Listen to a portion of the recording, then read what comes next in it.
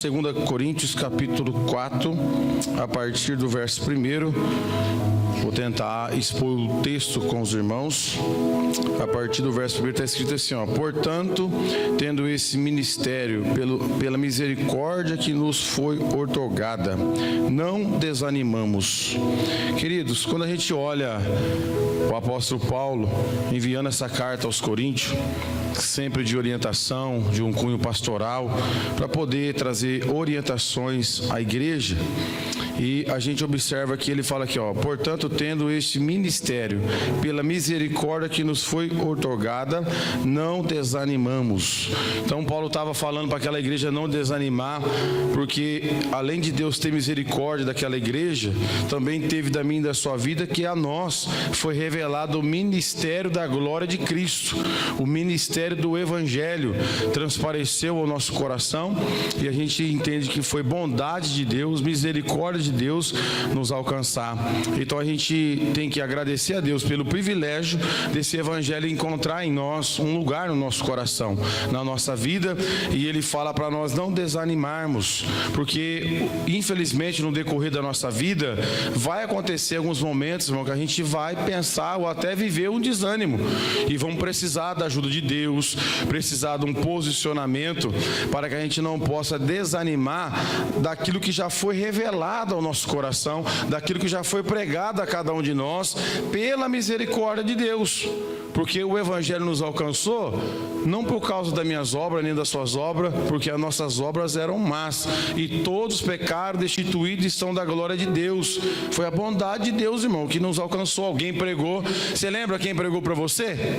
Que alguém que lembra quem foi o canal de bênção para a sua vida, e você estava lá no seu contexto de pecado como eu, porque nós éramos o barro, né? Que estávamos lá no lamaçal do pecado, perdido, e o oleiro foi nos buscar. O oleiro nos escolheu por misericórdia, porque tudo é barro e todos estavam na mesma condição de pecador. Então Paulo, ele agradece a Deus pelo ministério da misericórdia que foi revelado para nós, a misericórdia de Cristo, a glória de Cristo, através do evangelho. Portanto, que ele orienta aquela igreja para não desanimarmos, e de vez em quando, irmão, a gente tem que lutar com isso, porque o desânimo, ele sempre tenta cercar a nossa vida, na segunda ou na sexta ou na terça, todo dia aparece uma opção para a gente desanimar de fazer alguma coisa, não só para Deus, mas para nós mesmos, alguma coisa sua particular, da sua casa. Tem hora que eu desânimo, eu não vou fazer hoje, eu estou com 3 lâmpadas para trocar lá em casa, e eu olho para ela, eu troquei uma, e deu um trabalho de me arrumar aquele fiozinho lá, e eu não sou eletricista, falei, eu vou se virar, e deu trabalho, a Marisa me ajudou, subiu lá na escada comigo, ficou e ela balançando na escada assim, aí eu olho, comprei 3 para trocar umas antigas que tá lá, e eu olho para vou trocar ela hoje. Chega, dá um desânimo, não consigo trocar, não consegui trocar ainda. Então isso aqui é uma realidade tanto para a nossa vida secular como para a nossa vida espiritual. Existem momentos que o desânimo começa a dominar a nossa vida, e Paulo fala para aquela igreja não permitir que o desânimo entre na vida deles. Quem aqui já ficou desanimado que nem eu? Levanta a mão aí, não vou mentir não, todo mundo fica, irmão. Agora, pior ainda é para a vida espiritual, para o nosso devocional, para a nossa comunhão, para a nossa dedicação, para tudo que a gente for fazer espiritualmente. Uma das coisas que o diabo mais utiliza para paralisar eu e você é o desânimo. Por exemplo, faz um propósito para você de ler a Bíblia todo dia, ou de jejuar 2 vezes por semana, ou uma vez que seja na quinta lá do coletivo da igreja, que nem foi hoje, o dia da consagração. Você vai levantar cedo, vai ter pão, vai ter bolo, nunca teve, mas vai ser aquele que vai aparecer. Então tudo isso luta para que a gente vai desanimando, e o desânimo tem que ser combatido. Senão, se você lia, você vai parar de ler, se você orava, você vai parar de orar, e se frequentava a igreja, vai parar de frequentar, porque você vai cair no desânimo total, e isso vai corroer a sua vida espiritual. Então Paulo, ele orienta aqueles irmãos para eles lembrar da misericórdia, do ministério que foi revelado. Então você e eu também temos que lembrar. Eu estou tão desanimado com as coisas de Deus, a gente escuta isso, é normal, nós somos seres humanos, ninguém vai ficar toda hora. Você pensa que eu também fico toda hora, glória a Deus, aleluia, 24, tem dia que eu estou, Senhor, tem misericórdia da minha vida. vida, que eu não estou com vontade nem na igreja. Eu não queria pregar esse mês, mas não tem como ficar uma semana sem pregar, só se eu pegar férias. Mas não tem como, porque eu fico preocupado com o desânimo. Se a gente não combater, a gente vai definhar a nossa vida espiritual, irmão. E aí você daqui uns dias não vai querer nem congregar mais, não vai dar mais importância. Você sofre com alguém na sua casa que está no desânimo, que você tem que quase pegar no braço e trazer arrastando para a igreja, porque eu não vou hoje não. Caiu já no desânimo profundo, que somente agora um milagre de Deus para despertar essa pessoa. Então Paulo orienta aquela igreja para eles lembrar do ministério pela misericórdia que nos foi otorgado. Não desanimamos. Então a importância da gente manter o ânimo elevado, mesmo que as coisas estão difíceis. Vamos para a igreja, uma vez o marido ou a mulher, o cansaço físico é para mim também, irmão. Estou numa maré de levantar às 5:30 da manhã. Eu falo, meu Deus, como é que eu vou para a igreja hoje? Estou moído. Eu gosto de fazer uma caminhadinha sozinho, já faz uns dias que eu estou abortando ela, não estou conseguindo ir. Faz parte da nossa humanidade. Mas na parte espiritual eu estou lutando para não cair nesse desânimo que o apóstolo Paulo falou, para a gente não cair acerca da revelação que foi revelada para mim, para você, da glória de Cristo, do Evangelho, da palavra de Deus. Então a gente precisa sempre estar cuidando da nossa vida nesse sentido aqui, amém, irmãos? Porque o desânimo é terrível.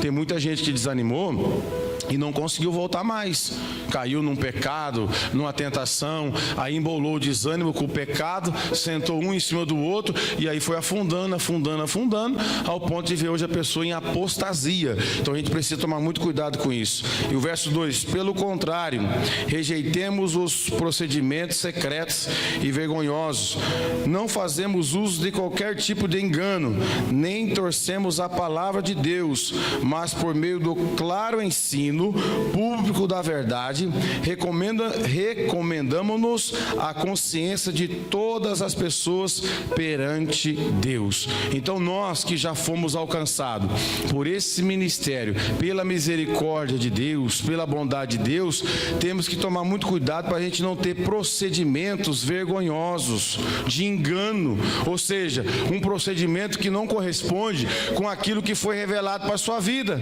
com aquilo que foi revelado para a minha vida. Então a gente carrega sobre nós uma responsabilidade de levar esse ministério à frente e não se envolvendo em hipótese alguma, como ele fala aqui, ó, pelo contrário, rejeitemos os procedimentos secretos, aquilo que é secreto, aquilo que não glorifica a Deus, aquilo que traz vergonha. A gente tem que tomar muito cuidado com isso. Paulo estava orientando aquela igreja, aí ele fala, secretos e vergonhosos, não fazemos uso de qualquer tipo de engano. Crente não usa nenhum tipo de engano, irmão. Nós que já fomos alcançados, as nossas coisas são feitas à luz, na verdade, na transparência, sem ficar nos escondendo, maquiando a nossa vida, maquiando a nossa situação, porque isso é ruim. Então o apóstolo Paulo está falando para a gente tomar cuidado com isso. Nem torcemos a palavra de Deus, ou seja, nós temos um compromisso de falar a verdade da palavra de Deus, dentro da nossa casa em primeiro lugar. Não negociar a princípio nem com a esposa, nem com o marido, nem com os filhos, nem com o neto, com ninguém. Ah, mas aí que não vai mais para a igreja, o problema é deles, eles vão dar conta diante de Deus. A verdade da sua boca sempre tem que sair lá dentro primeiro, e depois em qualquer ambiente que você tiver. Essa é uma orientação para aqueles que possuíam a palavra da verdade, não negociar ela, não adulterar, não diluir o efeito da verdade. Quem está me ouvindo? E hoje o que a gente mais vê é as pessoas relativizando o pecado, né? Relativizando, era pecado, mas não é mais, sabe o que é? Deus releva, começa a usar de engano com a palavra. E Paulo fala, nem torcemos a palavra de quem? De Deus. Não é para torcer a palavra de Deus. É claro que você vai ter que saber o que você vai falar, tanto com a pregação da tua vida, como com a exposição de uma mensagem, etc. Mas que não pode faltar para nós é verdade, irmão. Está preocupado se vai ficar 2 ou 3 na igreja? Tem um monte de pastor hoje se corrompendo, com medo de pregar, por exemplo, contra o homossexualismo, né, que está hoje adentrando as igrejas, pessoas até fazendo uso de cargos dentro da igreja nessa prática pecaminosa. E aí a pessoa que já não prega mais a verdade, está sonegando a verdade, está usando de engano, essas pessoas até conseguem ficar nesse ambiente e nunca se converter, porque está faltando verdade no altar, está faltando verdade na igreja. Então, se faltar a verdade, aí que a pessoa não vai se converter, irmão. Pode ser até quem nós amamos. Eu tenho pessoas com vários problemas na minha família, mas eu insisto em dizer, olha, Jesus quer te libertar disso. A verdade é essa aqui, ó, é nua e crua, não dá para relativizar. Não, Deus vai aceitar você assim, não. Ele quer que você muda, Ele quer que você se arrependa. Então o apóstolo Paulo está falando para aquela igreja que possuiu o ministério da palavra, para eles não negociar, para não fazer nada no engano, para que possa acontecer a verdade. Ele fala assim, ó, não torcemos a palavra de Deus, mas por meio do claro ensino público da verdade, recomendamos-nos a consciência de todos, de todas as pessoas perante Deus. Então a gente precisa entender essa grande verdade aqui. Em qualquer lugar que você for expor a palavra de Deus, ou com a sua vida, ou até mesmo usando o texto sagrado, não negocie a verdade. Esse ambiente aqui, se eu falar, todo mundo vai ficar bravo comigo. Se Deus te colocou lá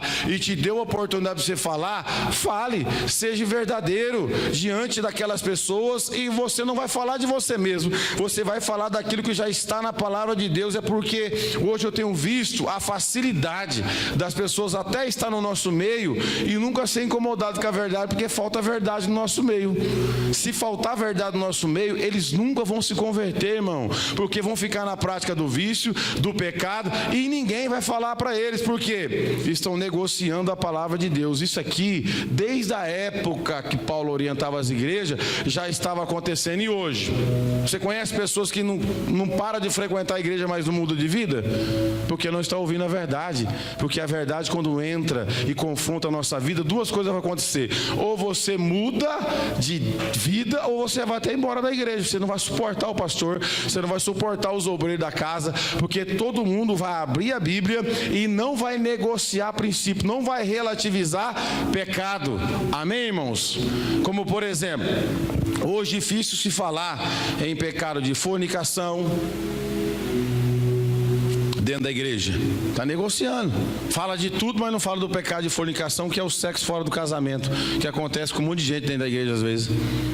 Ou até mesmo pior ainda, o adultério, que é a pessoa casada tendo relação sexual com outra pessoa fora do casamento. Também está sumindo essa mensagem, ninguém está ouvindo. Então está relativizando, não está falando a verdade. E Paulo está falando que tem que ter verdade, não pode negociar a palavra de Deus. É uma escolha que cada pastor vai fazer, que cada igreja vai fazer, e vai custar caro por um lado, mas vai ter presença de Deus pelo outro. Porque tem muitas igrejas cheias, bonitas, que virou shopping, está virando uma moda agora no Brasil, mas está faltando presença de Deus, mudança de vida. Porque se faltar a verdade no púlpito, irmão, é melhor ficar em casa. Eu sempre gostei de mensagem que me confrontou e deu certo para mim. Eu continuei pecador, continuei errante, mas toda vez posicionando a minha vida diante daquilo que eu estava ouvindo, uma verdade que vinha de encontro à minha vida, para me fazer mudar de vida. Quem está me ouvindo? Por que você está na igreja? A verdade não te confrontou? Deus não usou alguém para falar para você que você precisava se arrepender, você precisava mudar de vida, abandonar alguns casos, quem era dependente químico ou vício ou prática de outras religiões, abandonar e servir somente esse Deus? O que fez você tomar essa decisão? A verdade que você ouviu. Doeu, não entendeu na primeira vez, mas ouviu de novo, foi ouvindo, ao ponto de você se entregar. Então Paulo estava preocupado com isso, para que ninguém negociava a palavra, irmão. Tem muita gente hoje negociando a palavra e dá para ouvir, principalmente esses crentes doentes que ficam se alimentando espiritualmente da internet. Você só ouve porcaria, você só ouve aquilo que a carne gosta de ouvir. Nenhum pecado é confrontado, principalmente esses dois que eu falei para os irmãos hoje aí, que é uma praga na igreja hoje. Se as pessoas não vigiar, o que mais tem é fornicação e adultério, e as pessoas estão dentro do culto, e precisa tomar cuidado com isso, amém? Precisa entender que é pecado, Deus abomina isso, tem consequência, e tem que buscar a face do Senhor para que isso não aconteça na nossa vida, em hipótese alguma, amém? Verso de número 3: contudo, se o nosso evangelho está encoberto, para os que estão perecendo é que está encoberto. Imagine, meus irmãos, se o nosso evangelho, que eu e você conhece, está encoberto, para os que estão perecendo é que está encoberto. Aqueles que estão indo de mal a pior na porta estreita, não dá ouvido à voz de Deus, não vê o testemunho da igreja na cidade, ou seja, no local que trabalha, na rua onde mora, rejeita aproveita as oportunidades que Deus está colocando diante deles, porque nós somos uma carta viva. Nós somos uma carta viva, não é só... A pessoa não vê a verdade só no púlpito, ela vê também no nosso estilo de vida. É claro que não somos perfeitos, mas a gente vai acertar alguma coisa. A pessoa vai ver a nossa família unida, vai ver a nossa família livre dessas músicas mundanas, da nossa casa liberta de todo tipo de vício. Eles vão perceber que a nossa casa é diferente. Mas infelizmente o apóstolo Paulo está falando: contudo, se o nosso evangelho está encoberto, para os que estão perecendo é que estão encobertos, porque para mim e para você não está mais.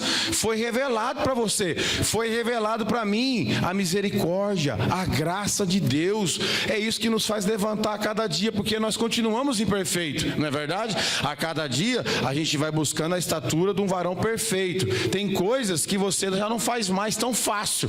Pode até acontecer como um deslize, um acidente, mas aquilo que você fazia lá atrás, antes desse evangelho ser revelado na tua vida hoje, tem uma resistência maior da tua parte. Por exemplo, tem pessoas que é muito difícil falar um palavrão por causa do evangelho que está entrando na tua vida, mudando o teu caráter, mudando a maneira de você falar. Há alguns casos de algum crente falar isso, ele pode estar muito nervoso ou irá, ou alguma coisa acontecer, e logo ele se posiciona e se arrepende, porque esse evangelho já faz parte da vida dele. Quem está me entendendo? Não é assim, irmão? Quando a gente erra alguma coisa que a gente já aprendeu na palavra, a gente se posiciona: pô, não deveria ter falado isso, não deveria ter feito isso, porque aquele evangelho está dentro do teu coração e faz você refletir das suas atitudes. Agora, para aqueles que estão encobertos, que estão perecendo, qual é a chance deles, irmão? Se eles não se arrepender e não dar crédito ao evangelho que está sendo pregado, ou nos púlpitos, ou através das nossas vidas, é que para eles estão encoberta a oportunidade de mudar, porque ninguém vai mudar se o evangelho não entrar, irmão. Tire isso da sua cabeça. Você pode encontrar uma pessoa muito bem educada, instruída, mas pecador e nos delitos e pecado assim entregue. Ah, mas ele é tão educadinho, mas o pecado está lá. Ah, mas ele é tão alinhadinho, está lá o pecado também. Só tem uma chance dele mudar: o evangelho precisa entrar nele, entrar nela, para mudar de vida. Porque hoje tem muitas pessoas que entram dentro da igreja e isso é uma bênção. A gente vê isso aí. Hoje eu fico vendo, falo: meu pai, que igreja cheia e tal, etc. Mas aí você vê a pessoa, 1 mês, 2 meses, do mesmo jeito, 5 meses, batizou, saiu das águas, entrou nas águas de novo, do mesmo jeito. Porque entrar na igreja, Fabiana, é até fácil. Eu quero ver o evangelho entrar dentro de mim e de você. O evangelho que confronta, que faz a gente reconhecer os nossos erros, pedir perdão dentro de casa, pedir perdão no serviço, mudar a cada dia, que Deus dá a oportunidade para a gente mudar, que não é fácil não, meu irmão. Eu ainda continuo insistindo e vou falar até morrer. É difícil ser crente, é difícil obedecer a palavra, é difícil mesmo ter compromisso com a palavra de Deus. O evangelho tem que estar crescendo dentro do nosso coração, desenvolvendo. Agora, para aqueles que estão encobertos, eles têm pouca chance. Se ficar nesse contexto de vida, misericórdia. O que acontece com a pessoa que não tem Cristo, irmão? Se o nome dela não está escrito no livro da vida, ela pode morar nos Estados Unidos, pode morar em Los Angeles, onde ela quiser. Se o nome dela não está escrito no livro da vida, ela está perdida, está condenada. Por isso nós temos que ser agradecidos a Deus do evangelho ter sido revelado a nós. O crente, só por essa bênção, já devia ser feliz. Só por essa revelação do estado que você estava, de você reconhecer o seu pecado, já era um motivo para você ter felicidade própria, de saber que você foi alcançado, que você foi achado, que Deus te achou e tirou você das trevas para a maravilhosa luz. E isso já devia deixar você bem posicionado. Graças a Deus, eu estava lá perdido, mas hoje eu fui achado, eu estou na presença do Pai. Tem minhas falhas, meus defeitos, mas eu estou buscando ajuda e Deus está trabalhando no meu caráter. Eu percebo isso e demora, viu, irmão? Para Deus formar uma pessoa da forma dele, principalmente no altar, é de 20, 30, 40 anos. É por isso que a gente tem que ter muita cautela para falar: homem de Deus, mulher de Deus. Hoje eu vejo os crentes muito bobinhos. O camarada prega uma pregação, as pessoas: é um grande homem de Deus. É nada, vamos esperar, vamos ver os frutos. vamos ver a procedência, a reputação. Deus trabalhou quanto tempo no caráter de Moisés para usar ele? No mínimo 40 anos, para poder trabalhar nele e arrancar o Egito dele e levar ele de novo para o Egito para ele libertar o povo de Israel. Hoje não, se forma um homem de Deus com uma semana de culto, está tudo errado, irmão. Vamos devagar, vamos esperar o tempo passar, vamos ver os frutos, vamos ver os anos se passar, vamos ver como é que ele vai corresponder às tempestades da vida, para depois atribuir todo mundo como homem de Deus, que não é assim não. Tem que ter mudança de vida, amém? O verso 4 é terrível, a gente fala esse versículo aqui muitas vezes. Olha que terrível o verso 4. O Deus dessa presente era, o Deus desse presente século, cegou o entendimento dos incrédulos, a fim de que não veja a luz do evangelho da glória de Cristo, que é a imagem de Deus. Então veja qual é o inimigo daquelas pessoas que não conhecem a Deus, como foi meu e seu, é o Deus desse século, é Satanás, que está impedindo as pessoas de ver a luz do evangelho. Ele impede como, pastor? Ele usa o dinheiro, essa ganância desenfreada que tem hoje por dinheiro. Eu nunca joguei, irmão, na minha vida esse joguinho tal do tigrinho, essas coisinhas, tá cheio de crente viciado nisso hoje. O Deus desse século tem cegado, aí ele fica lá jogando, aí não é responsável com as contas de casa, aí diz que é crente, né? Aí penaliza a igreja, você não vê ele trazer mais nenhuma oferta, não devolve mais dízimo, mas está escravo lá. E o Deus desse século já usou uma artimanha para cegar ele, porque ele só coloca a vida nisso aí, fica, é porque o meu colega lá ganhou, porque o outro ganhou também, mas ele não conta quantas pessoas perdeu e quantas pessoas estão viciadas. Então, o Deus desse século tem cegado o entendimento dos incrédulos com dinheiro, prostituição, certo? Vícios de droga, bebida alcoólica, tudo que você imaginar que o diabo pode usar para cegar uma pessoa, ele vai cegar. E ele usa ferramentas diferentes naquilo que a pessoa mais tendenciosa a cair. Com esse aqui eu vou pegar no dinheiro, com esse aqui eu vou pegar na prostituição, com esse aqui eu vou pegar na bebida. E ele vai usando todas as ferramentas que ele tem para cegar essa geração. E você conhece ou não pessoas que estão cegas nesse tempo agora, que não conseguem ver a mesma coisa que eu e você vê, não conseguem compreender o evangelho, porque o Deus desse século tem cegado eles. E o cego é terrível, irmão. Ele não sabe para onde ele está indo, embora hoje aquela, a bengalinha ajuda ele a achar que ele está em algum lugar, mas ele está cego. Se alguém fizer alguma coisa, ele não vai nem perceber, ele vai ser levado porque ele não está enxergando. Então assim está essa geração daquela época, como no nosso tempo presente, muitas pessoas cegas, sem ver a luz do evangelho, sem se comprometer com Deus. E para nossa tristeza, pode ser até que tenha pessoa dentro da igreja assim, cega, ouve, mas não vê nada, não tem uma atitude de nada, porque o Deus desse século cegou o entendimento dos incrédulos, para que não veja a luz do evangelho da glória de Cristo, que é a imagem de Deus. O que nós mais precisamos ver nessa terra é a imagem de Deus, é a glória que já foi revelada no Filho. O Pai se revelou no Filho, o Filho se revelou para a humanidade, mas Satanás tem essa capacidade de cegar. Por isso a gente tem que tomar muito cuidado com o que nós estamos vendo, o que está acontecendo com a nossa vida. Se uma hora ou outra você via a Bíblia de um jeito, já está vendo de outro jeito, como você via a igreja, como você está vendo hoje, as coisas de Deus, Satanás gosta de substituir. De repente você está cego também dentro da igreja. Então a gente precisa orar para essas pessoas que estão cegas, ser luz para elas, porque não é fácil. Eu fico vendo aqui, orando todo dia para uma pessoa que eu ponho nas minhas orações todo dia. Toda vez que eu vou orar, o nome do meu irmão entra, fala: Senhor, liberta.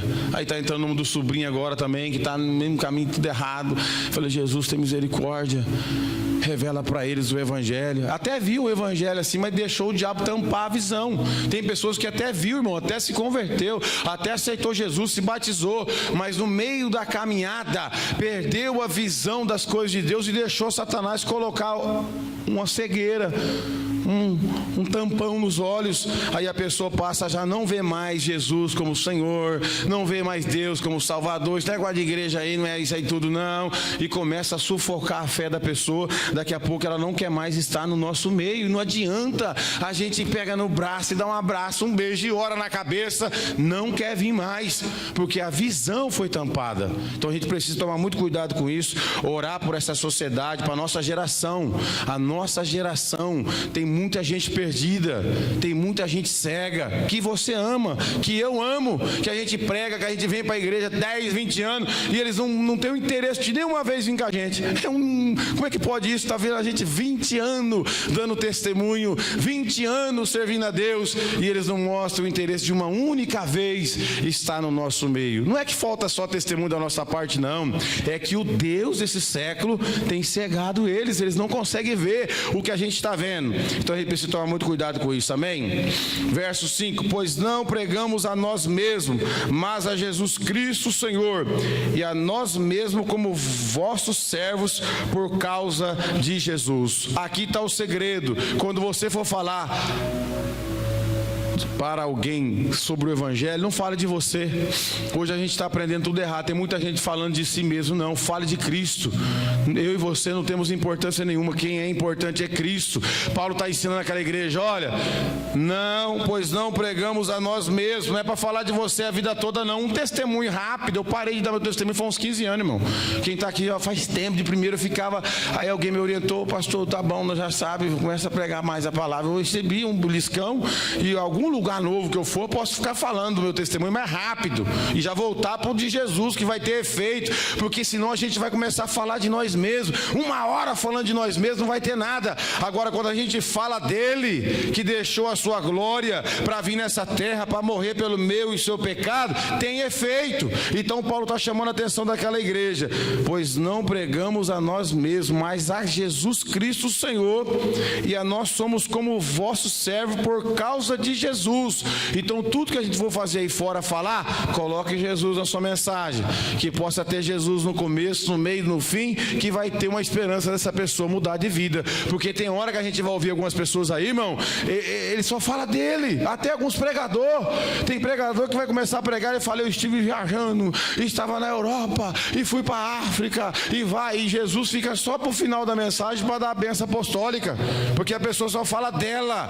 Isso é um absurdo. Então a gente precisa falar de Jesus, como o apóstolo Paulo orientou aquela igreja, para nós não pregar nós mesmos, que a minha vida e a sua pouco efeito vai ter, mas a de Jesus vai ter. A gente tem que falar da obra expiatória que ele fez, do grande amor que ele tem, do que ele foi preparar no céu, morada para nós. Isso tem efeito. A nossa pregação, ela é poderosa quando nós colocamos Jesus nela. Pode ser simples, irmão. Eu sei que eu estou pregando aqui muito simples hoje, mas eu estou falando dele. Talvez alguém que vai pregar a primeira vez, ou a segunda, ou a terceira, vai ficar preocupado com um monte de tópicos, homilética, hominêutica. Não, vem aqui, sobe, deixa Deus te usar da tua maneira e fale de Jesus. Deixa Jesus usar a tua boca, fala dele, que você vai ver que vai dar certo essa mensagem. Então, isso aqui fala de tudo que a gente for fazer, tem que ter Jesus no meio. A gente tem que colocar o Senhor em toda a nossa argumentação. Verso 6: porquanto foi Deus quem ordenou das trevas resplandeça a luz, pois ele mesmo resplandeceu em nossos corações para a iluminação do conhecimento da glória de Deus na face de Cristo. Que coisa espetacular, irmão, porque foi Deus quem ordenou das trevas resplandeça a luz. Olha que coisa boa.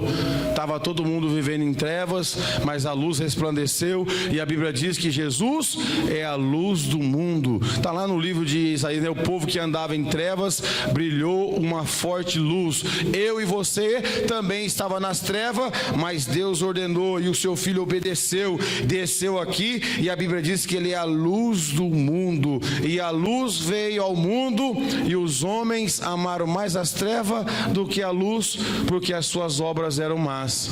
A luz está sendo revelada, irmão. É as pessoas que estão fazendo as suas escolhas. Você fez a sua, eu fiz a minha. Até parece que a gente está perdendo perdendo, né? Vivendo uma vida meio diferente das demais, das pessoas da sociedade. Fala por que a nossa é diferente? Não, porque a gente fizemos uma escolha maravilhosa de estar na luz, porque essa luz, pois Ele mesmo resplandeceu aonde?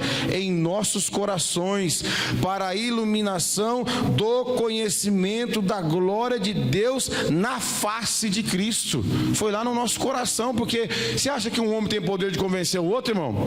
Você acha que um pastor, um profeta tem poder de convencer você quantos dias? Até acontece na hora aquelas pessoas que aceitam Jesus emocionalmente, que eu já vi muitos, a palavra é boa, tal, a música envolve, e a pessoa vem, convence só aquele dia. Eu já vi um monte. Você já viu, né, Fabiano? Ela aceita, mas não, foi um negócio emocional ali, ele não entendeu nada e acabou vindo aqui na frente. Agora, quando essa revelação é lá no nosso coração, convence a nossa vida de mudança. É lá dentro. Não precisa outra pessoa ficar todo dia falando. Ele mesmo vai falar dentro de você o que você precisa fazer, o procedimento da tua vida. Você percebe, irmão, que é uma força espiritual dentro de mim, de você. O texto está falando aqui, ó. Porque, porquanto foi Deus quem ordenou, das trevas resplandeça a luz, pois Ele mesmo resplandeceu em nossos corações para a iluminação do conhecimento da glória de Deus na face de Cristo. Você conhece a glória de Deus porque Cristo se revelou para você na sua alma, no teu coração. Isso aqui te ajuda você a enfrentar tanta situação. Você sabe que tem um Cristo poderoso que vela pela sua vida e pela minha vida, e isso aconteceu dentro do teu coração. Verso 7. Temos, porém, esse tesouro em vaso de barro, para demonstrar que este poder, que a tudo excede, provém de Deus e não de nós mesmos. O tesouro do Evangelho, o tesouro de Cristo, que eu e você carrega. Nós carregamos o Evangelho e carregamos a Cristo. É um tesouro colocado, depositado em vaso de barro, que é eu e você. E a excelência é para Ele, irmão. Você carrega dentro de você a presença do Todo-Poderoso. É isso que o texto está falando. Temos, porém, esse tesouro. Tesouro qual? A glória de Cristo, a pessoa de Cristo, em vasos de barro. Barro sempre se referindo a nós como ser humano, pessoa. Você carrega isso dentro de você, irmão. Está dentro da tua vida, dentro da minha vida. Não deixa ninguém falar que você não carrega, não, porque você carrega. Você aceitou Jesus como teu Salvador. Ele já fez morada na tua vida. Ele habita na tua vida e é tesouro, tem valor, é algo excelente. E Paulo continua falando: este poder que tudo excede, provém de quem? De Deus e não de nós mesmos. A capacidade que nós temos de suportar as aflições, de suportar o pecado vindo a galope contra a nossa vida, é o poder de Deus dentro de mim e de você, irmão, porque a gente não é nada. Se o Espírito Santo não ajudar eu e você, a gente se perde, a gente volta a fazer tudo que a gente fazia, até pior. A Bíblia diz que o estado se torna 7 vezes pior, porque Satanás é assim, ele saiu porque Jesus entrou. Ele era o valente, mas chegou um mais valente do que ele, pôs ele para correr, mas ele fica observando. Se a casa ficar vazia, ele vem para dentro de novo e vem com mais 7, segundo a Bíblia. Então, a gente precisa entender que esse poder excede de Deus e não de nós mesmos. Por isso a gente tem que depender dele. Senhor, me ajuda. Até algumas orações no particular, se eu estou com vontade de fazer aquilo lá e não podia, então a minha carne está querendo. É bom você não falar nessa oração perto de ninguém. Você vai lá diante de Deus, fala: Senhor, eu estou com vontade de fazer isso aqui, eu faz 10 anos que eu não faço isso aqui, estou com vontade, e vai lá, e o poder de Deus vai aperfeiçoar nas suas fraquezas e vai te ajudar, e você vai suportar aquilo. Não é por causa de você mesmo, é por causa do poder que excede e provém de Deus. Amém, irmãos? Olha o verso 8. Meu Deus, a hora voou. Sofremos pressões de todos os lados, contudo não estamos arrasados. Ficamos perplexos com os acontecimentos, mas não perdemos a esperança. Esse versículo aqui é maravilhoso. Sofremos pressões de todos os lados. É uma verdade.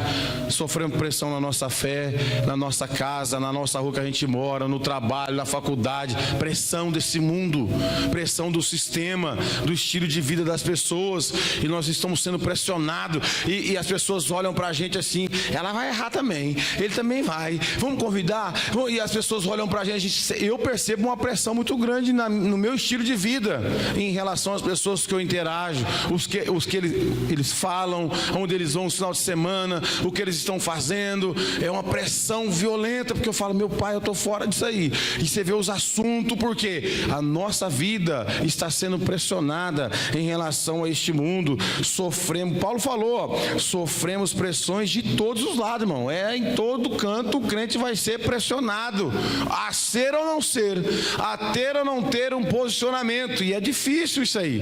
Por isso a gente precisa orientar os filhos na escola, na faculdade, nas festinhas que vai, porque a gente vai ser pressionado, os coleguinhas vão fazer tudo, vai chegar na tua vez, você não vai poder fazer, você vai ter que ser crente, uai.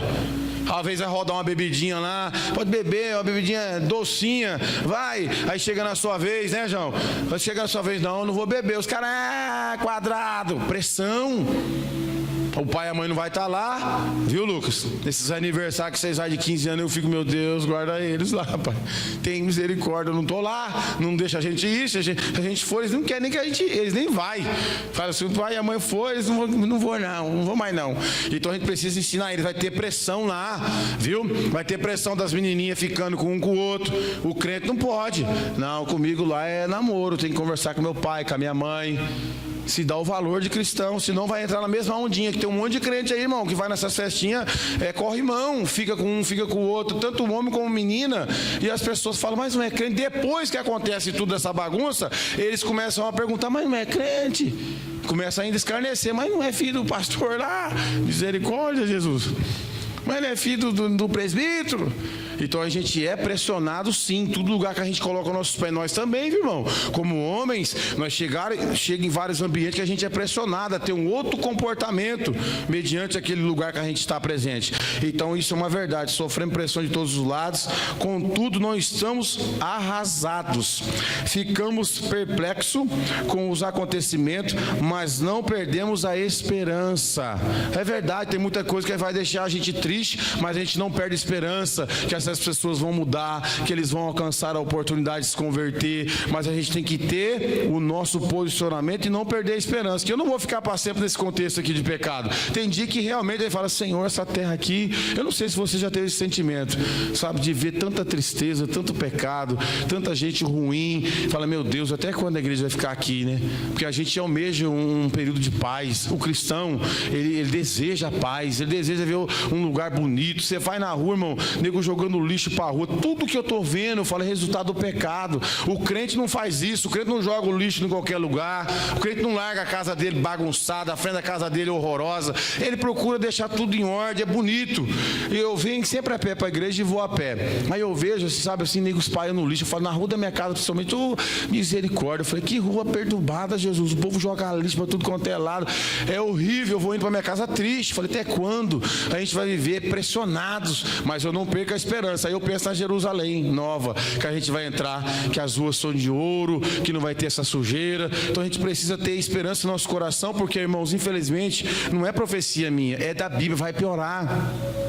Vai piorar, o pecado vai se multiplicar, a ganância, a malignidade, as enfermidades. A gente tem que estar na presença de Deus. Está aí, é só você assistir o que está acontecendo no mundo. Então precisamos estar bem, com o nosso coração posicionado e não perder a esperança que nós somos a igreja e um dia o Senhor vai nos tirar dessa terra que infelizmente tem ido de mal a pior, e não é de hoje, é desde a queda. Ela vem decaindo, mesmo com a glória de Jesus revelada, a humanidade tem piorado. É só você não ser ignorante e ver o que está acontecendo na sociedade. A única coisa diferente nessa sociedade é a igreja, a verdadeira igreja. O sal, a luz, é a única coisa que dá o equilíbrio nessa sociedade. Amém? Verso de número 10. Trazendo sempre no corpo o morrer de Cristo, para que a vida de Jesus da mesma forma seja revelada em nosso corpo. Pois nós que estamos vivos, somos cotidianamente entregues à morte por amor a Jesus, para que a sua vida também se manifeste em nosso corpo. De maneira que em nós opera a morte, entretanto em vós a vida. Olha que coisa espetacular. Assim está escrito que por isso declarei, com este mesmo espírito de fé, nós igualmente cremos e por esse motivo falamos. Temos certeza de que aquele que ressuscitou o Senhor Jesus dentre os mortos, da mesma forma nos ressuscitará com ele e nos apresentará conosco. Ou seja, essa fé não pode morrer no meu e no teu coração. Da mesma forma que nós cremos que Jesus morreu e ressuscitou, nós temos que ter essa convicção que nós vamos ressuscitar também. Isso é uma garantia da igreja. Nós temos vários textos na Bíblia que fala que nós vamos ressuscitar com ele, que nós vamos estar junto dele, porque é uma promessa que ele fez para mim, fez para você, e nós temos que guardar o nosso coração acerca de qualquer situação. Vai acontecer, inclusive hoje, se a gente fosse puxar, quantas pessoas foi entregue à morte pelo Evangelho? Na Síria, no Paquistão, Coreia do Norte. É que não chega ao nosso conhecimento, mas chega. Infelizmente, cristão morre todo dia, mas ao mesmo tempo que ele morre, a sua alma é recebida nas mansões celestial, e um dia o nosso corpo ressuscitará, como também o de Cristo ressuscitou, e para sempre estaremos com o nosso Senhor. Amém, meus irmãos? Essa fé e essa convicção eu tenho. Olha o verso 16. Portanto, não desanimamos. Novamente, ele vai falar sobre essa palavra desanimamos. Portanto, não desanimamos, ainda que o nosso exterior esteja se desgastando. O nosso interior está em plena renovação dia após dia. O nosso corpo tem limite, irmão. Vai envelhecendo, vai engordando, né? É difícil. Hoje mesmo eu tomei 2 vitamininhas. Falei, Marisa, ela já comprou, estou sentindo, trabalhando bastante e descansando só no domingo. Falei, eu preciso. Aí já tomei 2 no do almoço. Esse corpo aqui é limitado, embora tenha caminhos, uma caminhada, uma academia, quem faz está cuidando. Paulo está falando que ele vai se desgastar, mas o interior, que é a nossa alma, o nosso espírito, se renova todos os dias diante de Deus, na oração, na adoração, no devocional. A gente tem a oportunidade de renovação após dia. Deus renova a nossa fé, Deus renova o nosso espírito, mas o corpo vai indo, viu? Não adianta. Você já deu uma olhadinha no espelho, como é que você está, meu irmão? Irmãzinha? Vai passando, filho. Eu vi aqui, ó, estou usando um produtinho lá hoje, eu chego em casa, aí, careca para tudo quanto é lado, a canelinha afinando. A minha esposa mesmo fala, cadê aquela canelona que você tinha, aquela coxona? Eu falei, foi embora. A Maria falava, você tinha uma coxona tão grande, aí foi embora. Já não tem mais. Você está rindo aí? É verdade, é uma verdade. Então eu estou entendendo que o meu exterior está definhando, dia após ano. Eu vou tentar cuidar, vou tentar fazer alguma coisa, mas o exterior, lá dentro, Deus renova a esperança, a fé, a nossa vida espiritual, ela é renovada, irmão, amém? Tem gente que cuida muito só do estético, né? E deixa a alma definhar lá dentro, ficar só o pó. Mas se você cuidar, pode ter certeza que Deus vai te renovar. Portanto, não desanimamos, ainda que o nosso exterior esteja se desgastando, o nosso interior está em plena renovação. Quando? Dia após dia. Isso é espiritual. Deus quer renovar a tua fé, a tua esperança, a tua maneira de servir, de adorar, você entendeu? De servir a Deus com alegria. Às vezes a gente vê pessoas até com 80 anos aqui, mas está mais vivo do que gente de 20, de 70 anos, com mais vida espiritual do que alguém que é aí com 30, porque não renova o interior. Então Paulo está cuidando daquela igreja, orientando os irmãos. Isso é importante, não renova. Fala para Deus, Senhor, me renova. Lembra aquele hino bonito que a gente cantava? Parou? Renova-me, Senhor Jesus, põe em mim teu coração, porque tudo que há dentro de mim necessita ser mudado, Senhor.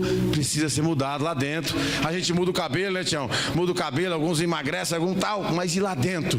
Precisamos de renovação dia após dia. Amém? Obrigado pela atenção dos irmãos. Deus abençoe.